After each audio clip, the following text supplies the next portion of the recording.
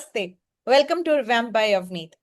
तो जैसा कि हम जानते हैं, लूनर एक्लिप्स 28 तारीख को लगने जा रहा है। चाहे वो इंडिया में विजिबल नहीं, पर फिर भी हमारे डेली लाइफ पे, हमारे इमोशंस पे उसका असर बहुत ज्यादा आता है। कई लोगों के साथ कुछ नए ट्रांसफॉर्मेशंस होते हैं, कुछ नई बिगनिंग्स करते हैं। कुछ लोगों के लिए इमोशनल इस टाइम बहुत हाई टाइम चल रहा है। तो कुछ ऐसी ही चर्चा आज हम करेंगे। पर ऐसा होता क्यों? एस्ट्रोलॉजी में मून कारका है इमोशंस का, हमारे मेंटल पीस का, हमारे इनर वर्ल्ड का, और एक सिक्योरिटी का भी। तो इसीलिए लूनर एक्लिप्स एक बहुत बड़ा इमोशनल शिफ्ट ला सकता है, काफी सारे चेंजेस ला सकता है, बहुत कुछ हमारे सामने उजागर भी कर सकता है। हम लोग देखेंगे किस तरीके से डिफरेंट डिफरेंट असेंडेंट्स पर क्या असर पड़ रहा है। तो आज का सेशन शुरू करते हैं। तो आज हम फिर से हेमेंद्र जी को बुला रहे हैं, जिनके साथ हम ये डिस्कशन को आगे बढ़ाएंगे। तो नमस्ते Hemendra ji, welcome to revamp by Avani. नमस्कार अवनीत जी। तो जैसे कि हम जानते हैं, लूनर एक्लिप्स लग रहा है 28 को। तो इसके बारे में, क्योंकि ये एक्लिप्स लग भी रहा है सदभिषा नक्षत्र में, एक्वेरियस साइन में, तो आप इसके बारे में क्या कहना चाहेंगे? ये जो लूनर इक्लिप्स है ये सतविशा नक्षत्र में लग रहा है, एक्वेरियस कुंभ राशि में आएगा। और सतविशा जो है वो 100 हीलर्स की पावर रखता है, हिडन नॉलेज रखता है। ऊपर से ये राहु का नक्षत्र है। और जो इसके देवता हैं वो वरुण देवता बनते हैं।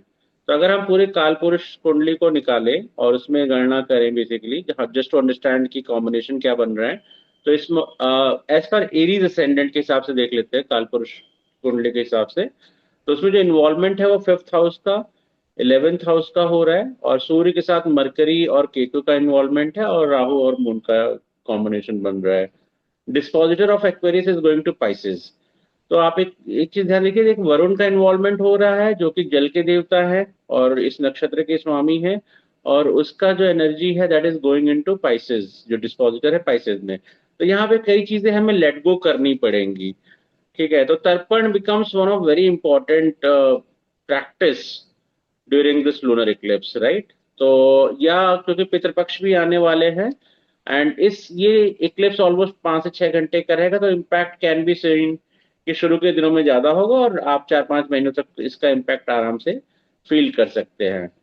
एंड इक्लिप्स का एक टाइमिंग है, क्योंकि एनर्जी बहुत ज्यादा इन्वॉल्व होती है इस टाइम पे। आपको कई चीजें जो हमने लास्ट वीडियो में डिस्कस किया था, जैसे किसी मंत्र का जाप करना है या कुछ करना है, तो that you can do during this time. यहाँ पे छूतक नहीं लग रहा है because it is not visible in India, right, and it is visible in Americas, तो impact will be there. But राशि वाइज में आपकी राशि में कहीं ना कहीं वो ग्रहण पड़ रहा है। उसके हिसाब से आप बेसिकली उससे आप क्यों लेकर के अपने कुछ पर्टिकुलर पार्ट ऑफ लाइफ को आप करेक्ट भी कर सकते हो। तो this is going to be very important for it. तो अगर हम मरकरी देखेंगे तो third lord and six lord का इन्वॉल्वमेंट हो रहा है, राइट। मून का इन्वॉल्वमेंट फोर्थ हाउस का इन्वॉल्वमेंट हो रहा है, and obviously happening in Aquarius, तो Capricorn and Aquarius and Pisces का भी इन्वॉल्वमेंट हो रहा है। तो आपका मोटा मोटा पूरा का पूरा चार्ट ही कवर्ड है इस पर्टिकुलर लूनर इक्लिप्स में। तो अब हम अगर बात करें एरीज असेंडेंट वालों के लिए, हम क्या बोल सकते हैं? क्या उनको इम्पैक्ट देखने को मिलेगा? देखिए, इसमें एक चीज तो देखना है कि मरकरी का इन्वॉल्वमेंट भी हो रहा है इस ग्रहण के टाइम पर के, तो थर्ड एंड सिक्स हाउस का इन्वॉल्वमेंट है। डेली रूटीन टास्क है, and the thing is happening in the 11th house, जो कि इनकम का भाव है, फुलफिलमेंट का डिजायर है, राइट। तो यहाँ पे बहुत सारी चीजें हमको लेट गो करनी पड़ेगी, because Mangal being 8th lord in the third house, तो we have to be careful with our communication, right? We have to be very thorough with our daily routine job because sixth house का involvement है। And since यहाँ पे gain gain का भी problem आ रहा है, income up down हो सकती है, आपका ट्रेडिंग अगर आप कर रहे हो तो प्रॉब्लम वहां पे भी आ सकती है। तो there number of things which we can talk about, right, but Aries has to be very careful with their communication, with their work life balance, and to be very careful with the investment during the next 10-15 days। जी बिल्कुल। यहाँ पे क्योंकि ये fifth house में उनके लग रहा है, 5-11 एक्सिस पे, उनको अपने स्टमक रिलेटेड चीजों का भी ध्यान रखना चाहिए। उनको अपनी ग्राउंडिंग करके रखनी चाहिए, अपने रूट चक्र पे बिल्कुल अच्छे से ध्यान देना चाहिए, राइट। तो अभी हम अगले उस पे चलते हैं, असेंडेंट पे, which is taurus ascendant. Taurus ascendant के लिए आप क्या सलाह देना चाहेंगे? देखिए, टॉरस के लिए जो इन्वॉल्वमेंट है बेसिकली यहाँ पे, सॉरी मैं लास्ट पार्ट में करना भूल ही गया था कि क्योंकि इन्वॉल्वमेंट कैंसर का भी हो रहा है, तो आपको मून मून का जो हाउस है वो भी इम्पैक्ट होगा ही कहीं ना कहीं। तो अगर बिल्कुल। टॉरस बात करेंगे तो हमें अगेन थर्ड हाउस का इन्वॉल्वमेंट भी मिलेगा। हम्म। थर्ड हाउस का भी इन्वॉल्वमेंट मिलेगा जहाँ पे एक्सॉल्टेड जुपिटर बैठे हुए हैं, because Jupiter is into cancer, right. And जब आप टॉरस असेंडेंट की बात करते हैं तो 10 और 4th एक्सिस का इन्वॉल्वमेंट हो रहा है, यानी वर्क लाइफ बैलेंस को बना करके चलना है आपको। ठीक है, बिल्कुल। अब सिंस यहाँ पे इन्वॉल्वमेंट हो रहा है, सैटर्न का रोल इंपॉर्टेंट हो जाता है क्योंकि 11th भाव में शनि चले गए हैं, राइट। एंड 11th भाव में बैठ के वो लग्न पे भी दृष्टि डाल रहे हैं।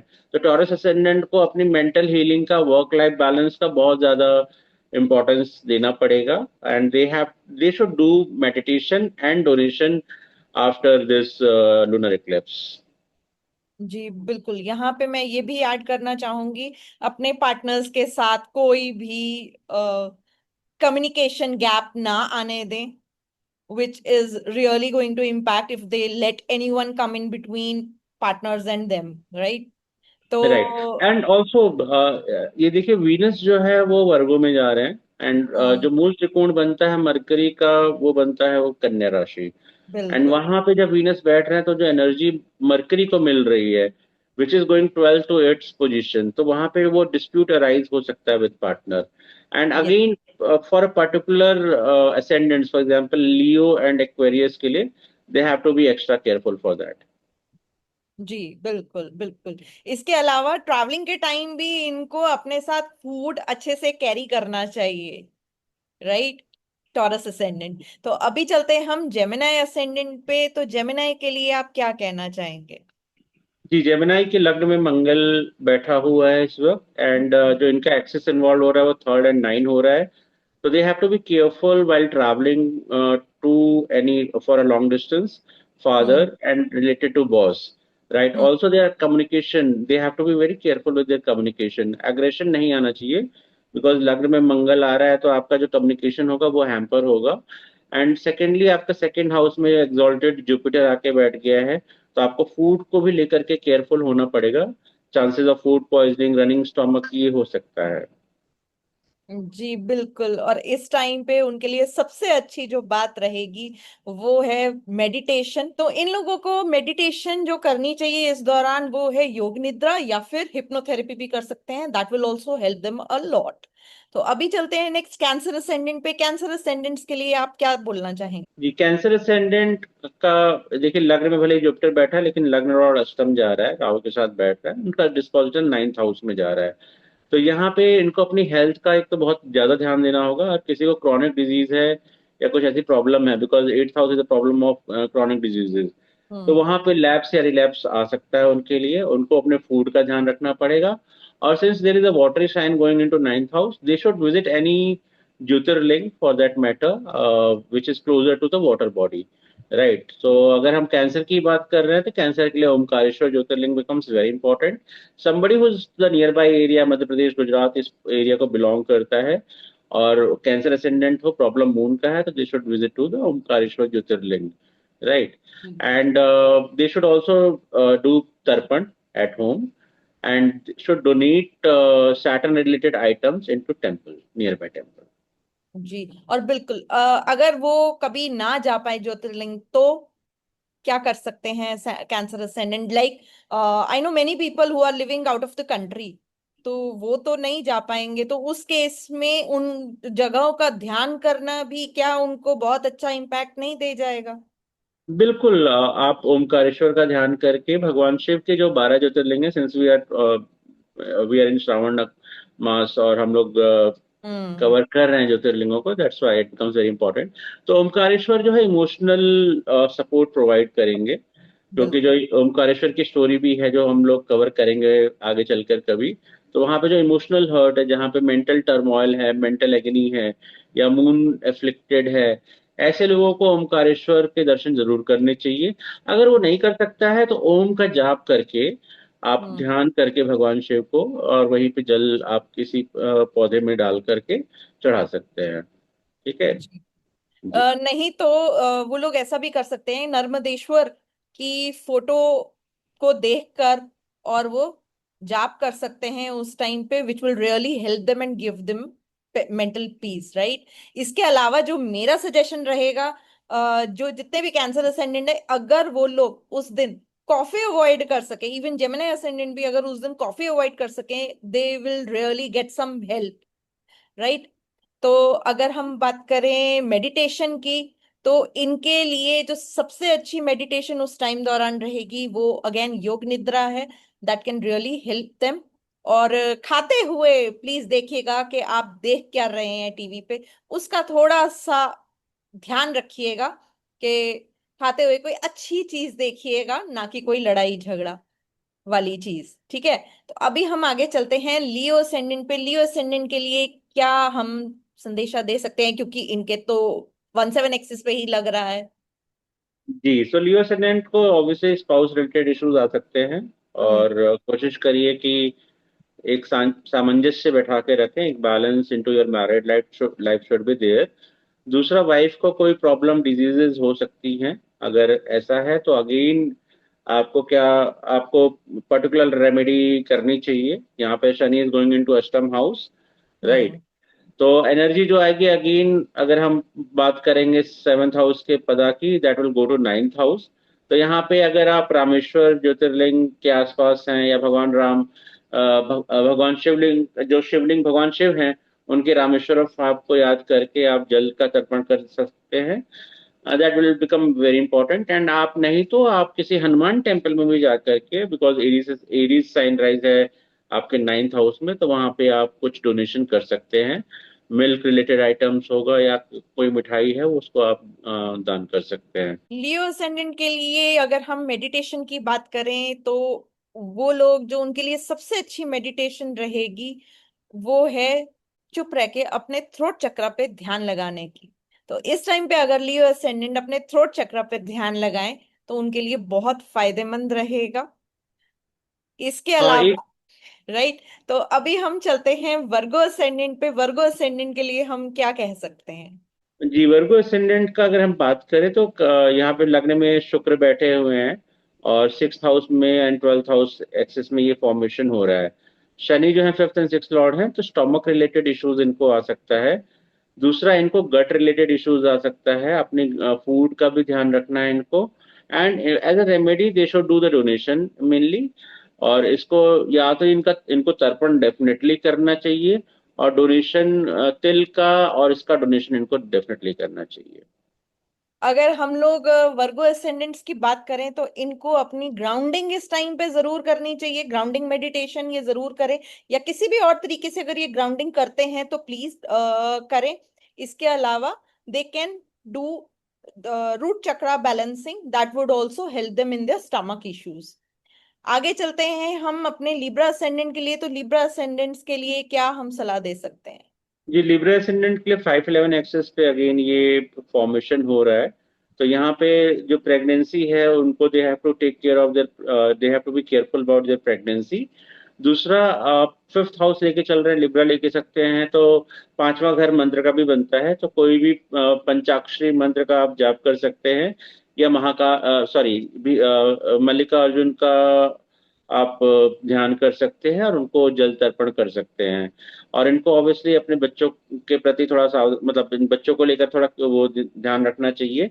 फिफ्थ हाउस रिलेटेड मैटर है, चाहे लव लाइफ है या आपका पोजीशन है, उसके बारे में आपको केयरफुल रहना पड़ेगा, उसका ध्यान रखना पड़ेगा। अपने पीस ऑफ माइंड के लिए कोई भी किसी का सीक्रेट बाहर मत कीजिए, ये ध्यान रखिएगा इस टाइम के दौरान। तो इन लोगों को अपना खान पान का ध्यान रखना चाहिए वाइल ट्रैवलिंग, स्पेशली जब ये फॉरेन ट्रैवल कर रहे हो या फिर कहीं साउथ में ट्रैवल कर रहे हो, तो इन लोगों को अपने खान पीन का बहुत अच्छे से ध्यान रखना चाहिए। तो अब आगे चलते हैं हम स्कॉर्पियो असेंडेंट। तो स्कॉर्पियो असेंडेंट के लिए हम क्या सलाह दे सकते हैं? जी, स्कॉर्पियो असेंडेंट 410 एक्सेस का इन्वॉल्वमेंट हो रहा है, और इनको बहुत केयरफुल रहना पड़ेगा while looking at the mother's health, and also while buying any type of land और vehicle, and while driving also they should be very careful.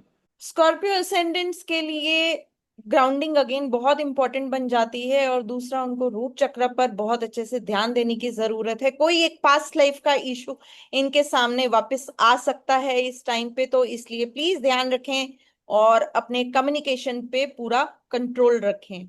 आगे चलते हैं हम सेजिटेरियस असेंडेंट पे। सेजिटेरियस असेंडेंट के लिए आप क्या बताओगे? सैजिटेरियस असेंडेंट का 3-9 का कॉम्बिनेशन बन रहा है, तो इनको कम्युनिकेशन में बहुत केयरफुल रहना पड़ेगा। यंगर सिबलिंग को लेकर के केयरफुल रहना पड़ेगा, एंड बॉसेस को, गुरु को, फादर को लेकर के they have to be very careful. And also आप अगर काशी विश्वनाथ के आसपास हैं तो वहाँ पे डेफिनेटली जा करके भोले बाबा को आप जल चढ़ा सकते हैं, वहाँ पे आप दान पुण्य कर सकते हैं। सेजिटेरियस असेंडेंट्स ट्रैवल करते हुए अपने साथ फूड और वाटर जरूर कैरी करें, और हो सके तो अपने घर से लेके चलें, इनके लिए बहुत बेटर रहेगा। उसके अलावा they should work, they should apply some kind of lotion on their feet, उससे भी उनको काफी राहत मिलेगी। आगे चलते हैं हम केप्रिकॉर्न असेंडेंट के लिए। तो केप्रिकॉर्न असेंडेंट के लिए हम क्या बोलना चाहेंगे? ठीक, कैप्रिकॉर्न असेंडेंट के लिए जो आपका सेकंड एंड एट्थ हाउस में हो रहा है, एंड जी थर्ड हाउस में आपका सैटर्न जा रहा है, तो they have to be very careful while doing online transaction, hmm. Right. और उनका फ्रॉड होने के चांसेस इनके पास बढ़ जाते हैं। Also while taking food, fast food और फ्राइड आइटम्स, इन सब चीज़ों पे ज़्यादा फोकस नहीं करना चाहिए। इन चीज़ों को जितना अवॉइड कर सकते हैं आप अवॉइड करिए। एंड गट हेल्थ का भी डेफिनेटली यहाँ पे ध्यान रखिए। जी, कैप्रिकॉन असेंडेंट्स के लिए मेरी सिर्फ एक ही सलाह है कि जब भी आप किसी फ्रेंड से बात कर रहे हों, प्लीज ध्यान रखिए कि आप उनको क्या सलाह दे रहे हैं। इसके अलावा सोशल मीडिया पे कुछ भी पोस्ट करने से पहले प्लीज देख लीजिए, दोबारा चेक कर लीजिए क्या आप क्या पोस्ट करने जा रहे हैं और इसके क्या कॉन्सिक्वेंसेस हो सकते हैं। तो आगे चलते हैं हम एक्वेरियस असेंडेंट पे। एक्वेरियस असेंडेंट के लिए आप क्या बोलना चाहेंगे? एक्वेरियस असेंडेंट की क्योंकि लग्न में ही हो रहा है, first thing they have to take care of health, very important. दूसरा, जो राइट। इमोशनल बैगेज कैरी करके चल रहे हैं related to other their enemies and debt disease and enemies, जो भी इन्होंने कर्जे दिए हुए हैं या जो भी कुछ किया हुआ है, उसको लेकर वो बहुत ज्यादा एक बैगेज कैरी कर रहे हैं, इमोशनल अटैचमेंट लेके रखा है। That's a time to let go.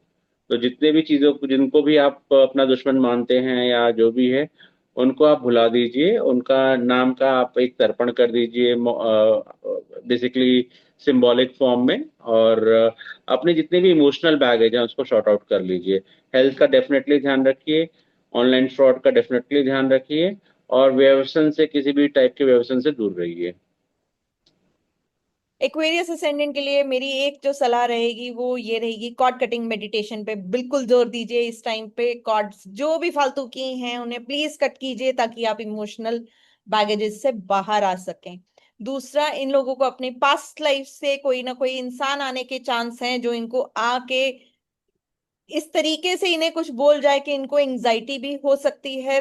तो उस वजह से अगेन मैं इनको सलाह देना चाहूंगी, एटलीस्ट उस दिन ये अगले 15-20 दिन तक कॉफी को थोड़ा अगर अवॉइड कर सके तो बहुत इनके लिए अच्छा होगा। इनफैक्ट कैप्रिकॉन असेंडेंट्स को भी कॉफी थोड़ी सी अवॉइड करनी चाहिए इस टाइम पे। आगे चलते हैं हम पाइसेस असेंडेंट के लिए। तो पाइसेस असेंडेंट के लिए आप क्या बोलना चाहोगे? स्पाइसेस का अगेन 12/6 का इन्वॉल्वमेंट हो रहा है, तो इनको अपने स्लीप पैटर्न का बहुत ज़्यादा ध्यान रखना है, और डोनेशन पे ध्यान देना है इनको। मेडिटेशन, जैसा आप बोल रहे हो, इनको मेडिटेशन करना चाहिए, डेफिनेटली करना चाहिए, और आपको डोनेशन डेफिनेटली करना है। जी, पाइसेस असेंडेंट के लिए मेडिटेशन, जैसा कि आप बोल ही रहे हैं, उनके लिए मेडिटेशन सबसे जो दी बेस्ट रहेगी इस टाइम, वो है अपने हार्ट चक्र पे फोकस करते हुए उस पे मेडिटेट करना। चक्रा हीलिंग में अगर हम बात करें तो उनको अपने रूट चक्रा, थ्रोट चक्रा, हार्ट चक्रा और अपने सोलर प्लेक्सस चक्रा पे ध्यान देने की जरूरत है। इसके अलावा ग्राउंडिंग उनके लिए बहुत फलदायी साबित होगी। अब ये तो बात रही डिफरेंट डिफरेंट असेंडेंट्स पे क्या असर आएगा। अगर हम एरिया वाइज देखें तो कौन से पार्ट्स ऐसे हैं जहां पर सबसे ज्यादा इसका असर देखा जाएगा मंडेन में? जी, जब कुंभ में कुंभ लग्न में या कुंभ राशि में जब आपका सूर्य चंद्र ग्रहण होता है, तो मैक्सिमम जो एरिया इम्पैक्ट होता है वो हिली हिली टेरेन होता है। तो जो हिली एरियाज हम बात करेंगे अपने देश के हिसाब से, तो हिमालयन एंड विंध्य बेल्ट में आपको काफी इंसिडेंट्स देखने को मिलेंगे। दूसरा जो आपको एरिया कवर होगा वो आपका कोस्टल एरिया वेस्ट साइड वाला, गुजरात वाला एरिया आपका कवर होगा। श्रीलंका में भी कुछ आपको इम्पैक्ट देखने को मिलेगा इस चंद्र ग्रहण का। एंड गिलगित बल्तिस्तान में भी आपको इसका इम्पैक्ट देखने को मिलेगा। उसके अलावा जो एक इम्पैक्ट आपको मिलेगा वो लेबर क्लास में भी आपको देखने को मिलेगा। जितना भी मिनियल जॉब करने वाले लोग हैं वहां पे भी उनको भी रिलेटेड कोई इम्पैक्ट आपको देखने को कहीं ना कहीं मिलेगा। जी। तो क्या हम कह सकते हैं उनकी यूनियन पे किसी तरीके का असर पड़ेगा, जो यूनियन होती हैं उस लेवल पर जो। बिल्कुल बिल्कुल, लेबर लॉ को लेकर के, यूनियंस को लेकर के, इन स्टेट्स लाइक आप पंजाब हरियाणा, या फिर आप चले जाइए साउथ में कोस्टल एरिया में केरला ले लीजिए, तो यहाँ पे भी आपको कुछ ना कुछ आपको अनरेस्ट देखने को मिलेगा। तो ये था लूनर एक्लिप्स जो 28 अगस्त 2026 को लगने वाला है, उससे रिलेटेड कुछ हमारी डिस्कशन। तो आज के लिए इतना ही। धन्यवाद हिमेंद्र जी, आपने इतना टाइम निकाला और बहुत मजा आया आज। एटलीस्ट मुझे तो बहुत मजा आया। आई होप हमारे दर्शकों को भी उतना ही मजा आए इसे सुनने के में। कोई भी अगर आपके क्वेश्चंस हो तो please do comment, and we will try to answer your questions as soon as possible we can. Right, तो आज के लिए इतना ही। चलते हैं हम आज के लिए। धन्यवाद सुनने के लिए बहुत बहुत, और नमस्कार।